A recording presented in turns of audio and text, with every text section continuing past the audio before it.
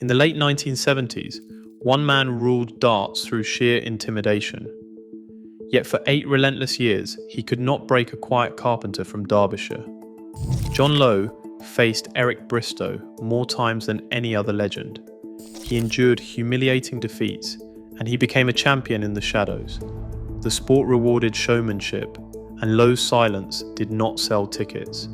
But what turned Lowe from eternal runner-up into the only man Bristow couldn't break? And why did the nightmare refuse to end even after victory? The answer begins long before the first dart ever left his hand. John Lowe was born in 1945 in the coal-dusted village of New Tupton, Derbyshire.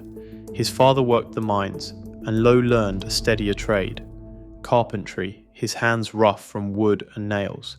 He did not pick up a dart until he was 21. Most champions start as boys, but Lowe's journey began in the back rooms of English pubs, long after his workday ended. By 30, he was married, steady, and still unknown outside Derbyshire. Then he made a decision that baffled everyone who knew him. In 1975, Lowe walked away from the building trade to chase a dream that sounded more like a pub fantasy than a real career. His wife, Karen, thought he had lost his mind. She called it madness, but she stood by him as he set out with nothing but a battered set of darts and a stubborn sense of purpose. Within a year, the unknown carpenter was winning on television.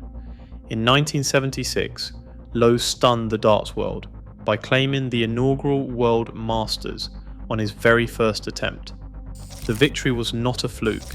He played with a quiet, methodical style that unsettled flashier opponents. British pubs buzzed about the newcomer from Derbyshire who never raised his voice and who never seemed to sweat. 3 years later, Lowe lifted the World Championship trophy after a 5-set demolition of Leighton Rees. The crowds cheered, but Lowe barely cracked a smile. He was 33, world champion, and already a puzzle to the sport's old guard. The game was changing. Darts was moving from smoky back rooms to the glare of television lights. And somewhere in the crowd, a new kind of rival was watching, one who would stop at nothing to own the stage. Eric Bristow didn't just win matches, he made a spectacle of dominance. By 1981, the stage belonged to him. In the World Championship final that year, Lowe faced Bristow with everything on the line. The match ended with Bristow victorious. The handshake at the end was cold, almost perfunctory. Bristow's stare lingered, a silent message that the board was his territory now. The press latched on to the rivalry, but Bristow never let the tension cool. He taunted Lowe, saying he would beat Lowe every time because Lowe could not go up a gear. For Lowe, the defeats piled up. In 1984, Bristow crushed him 6-0 in the semi-finals, a rout so complete that newspapers called it Lowe's darkest night. The silence that followed each loss felt heavier. Bristow swaggered through the interviews, his confidence unshakable, while Lowe kept his head down and his words few. A year later, the two met again in the 1985 World Final. Lowe reached for redemption, but Bristow snatched the trophy once more. 3 major finals and 3 defeats at Bristow's hands. The record in the biggest matches stood at 3 wins for Lowe and 6 for Bristow. Each loss chipped away at Lowe's reputation. The sport rewarded showmanship, and Bristow gave the crowds a villain worth booing or cheering. Lowe's silence, his refusal to play the psychological game, left him isolated in the spotlight. For 8 years, every time victory seemed within reach, Bristow slammed the door. The pressure mounted, match after match, as if the board itself was shrinking around him. On October the 13th, 1984, the Fulcrum Centre in Slough hummed with anticipation, but John Lowe's face betrayed nothing. It was the quarter-final of the MFI World Match Play. Keith Deller waited at the board, and all eyes fixed on Lowe. First visit, 3 darts, all treble 20, 180. The crowd responded, but Lowe did not flinch. Second visit, another perfect set of trebles, 180 again. By the third turn, the commentator sensed it. Lowe needed 141 for the perfect leg. The holy grail of darts, he had rehearsed this moment in his mind 1,000 times. treble 17, treble 18. The hush deepened. For double 18, Lowe's arm rose before the dart even landed. The board lit up. 9 perfect darts, the first televised 9-dart finish in history. Perfection. The prize was £102,000, more than John McEnroe had won at Wimbledon that summer. Lowe did not celebrate with wild gestures. Instead, he bought 50 bottles of champagne and handed them out at the hotel bar. "We drank the place dry," he later remembered. For 2 minutes, the quiet man from Derbyshire had played the game without a single flaw. 6 years would pass before anyone matched it on television. That night, perfection belonged to John Lowe alone. January 1987. The lakeside stage was packed, the crowd restless and the air thick with old grudges. Eric Bristow stood 1 win away from a 4th consecutive world title. John Lowe, written off by the bookmakers, walked out as the underdog for the 3rd time in a world final against his nemesis. The board had haunted him for years, but on this night something shifted. Lowe's throws landed with a new kind of force, steady, relentless, each dart a quiet rebuke to every headline that had called him finished.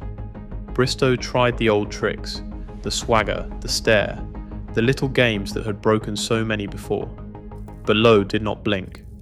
The crowd, once drawn to Bristow's bravado, felt the tide turning. Set after set, Lowe matched him, refusing to let the match slip away.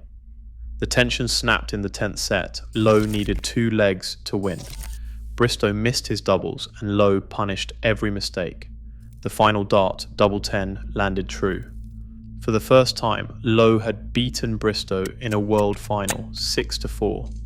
The applause was thunderous, but Bristow could barely meet his eye. A quick handshake, then Bristow turned away, defeated in every sense. Lowe lifted the trophy at last, but the satisfaction was bittersweet. Years later he would say, "I would have won more world titles if Bristow had not come along." For one night the silent man had silenced the loudest mouth in darts. By the early 1990s, the game that once packed out television studios was fading fast. Prize money shrank, tournaments vanished, and for most professionals, the sport no longer paid the bills. 16 of dart's biggest names, including every living world champion, gathered in London in January 1992. John Lowe stood at the front, sleeves rolled up, not just as a player, but as the secretary and organizer of the new World Darts Council. Lowe declared at the Hilton press conference that it was not a split, it was all-out war. The British Darts organisation responded with fury and banned all 16 rebels from every event under its control. Headlines called it a crisis, but Lowe and his allies pressed on. 1 year later, Lowe won his 3rd World Championship, the last before the sport divided for good. His leadership helped carve a new path, one that would change darts forever. Eric Bristow's career ended early, his throwing arm betrayed by dartitis before he turned 40. Jockey Wilson, twice a world champion, vanished into illness and drink, dying alone at 62. Andy Fordham's body gave out at 59, the weight of fame and excess too much to carry. Around them, the old guard faded. Some quietly, others in tabloid headlines. Through it all, John Lowe kept returning to the stage, steady and silent. He made 28 consecutive World Championship appearances, a record untouched. He won titles across 3 decades, matching a feat only Phil Taylor would repeat. While others fell to pressure, addiction, or failing health, Lowe stayed steady. He retired on his own terms, honoured by the Queen with an MBE in 2019. The quiet man from Derbyshire outlasted every legend who tried to break him. In a sport built on noise and bravado, John Lowe proved that endurance outlasts spectacle.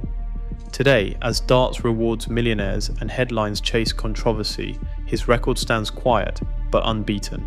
Sometimes the loudest legacy is the one that never needed to shout. Thanks for watching.